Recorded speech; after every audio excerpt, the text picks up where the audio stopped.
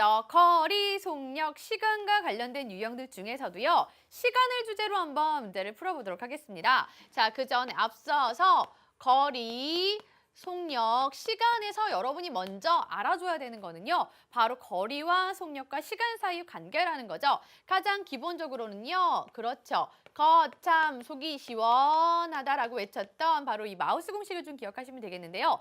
거리는 속력 곱하기 시간이더라. 속력은 시간 분해 해서 이 가로선을 분수의 가로선이라고 생각하면 되겠죠. 속력은 시간 분의 거리로, 또 시간은 속력 분의 거리로 나타내면 되겠습니다. 자, 그럼 간단하게 이런 공식들을 알고 나면요. 우리 다양한 유형들을 통해서 문제를 풀어볼 수가 있는데요. 오늘은 첫 번째로 출발 지점은 같아요. 그런데 출발한 시각에 조금 차이가 나는 경우를 한번 해보겠습니다. 자, 출발 지점은 같고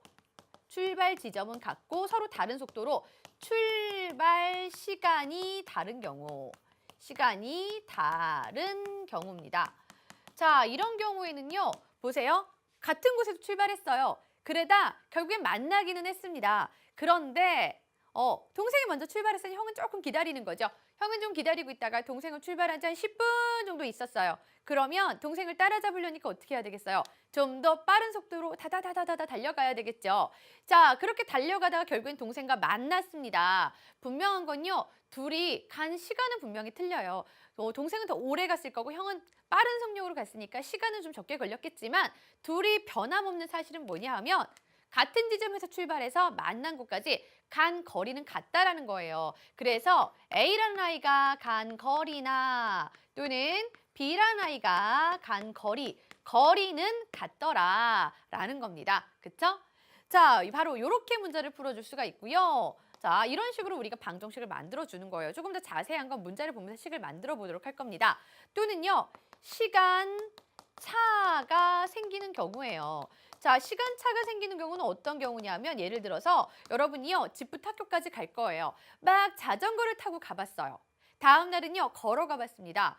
자전거를 타고 갔을 때랑 걸어갔을 때랑 차이를 보니까요. 자전거 타고 갔을 때가 15분이나 더 빨리 도착하더라고요. 아, 결국엔 둘의 시간의 차가 15분이나 생긴다. 바로 이런 식을 세울 수가 있잖아요. 그렇죠? 자, 시간의 차로 우리가 식을 세울 수가 있는데 바로 이런 시간차는요. 여러분이 주의해야 되는 게 뭐냐 하면 일단 오래 걸린 시간에서 빨리 간 시간을 빼야 한다는 거예요. 그렇죠? 자, 오래 걸린 시간에서 빨리 간 시간을 빼면 바로 이게 시간차입니다. 자, 오래 걸렸다라는 건 다시 말하면요. 속력이 느리다라는 얘기예요. 속력이 느린 경우.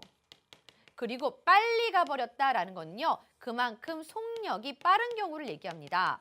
속력이 빠르다라는 건 속력이 더 크다는 얘기잖아요. 자, 그래서 많은 학생들이 착각할 때 속력이 빠르니까 왠지 큰 거에서 작은 걸 빼야 될 것 같아서 속력이 빠른 경우에서 속력이 느린 경우를 빼는 경우가 있거든요. 그러면 우리는 시간차가 마이너스가 나와야 한단 말이에요. 따라서 속력이 느려야 시간이 더 오래 걸립니다. 그래서 오래 걸린 시간에서 빨리 간 시간을 빼야 둘의 진정한 시간차가 나온다는 거. 바로 이렇게 시간들을 이용해서 우리가 문제들을 풀어줄 수가 있는데요.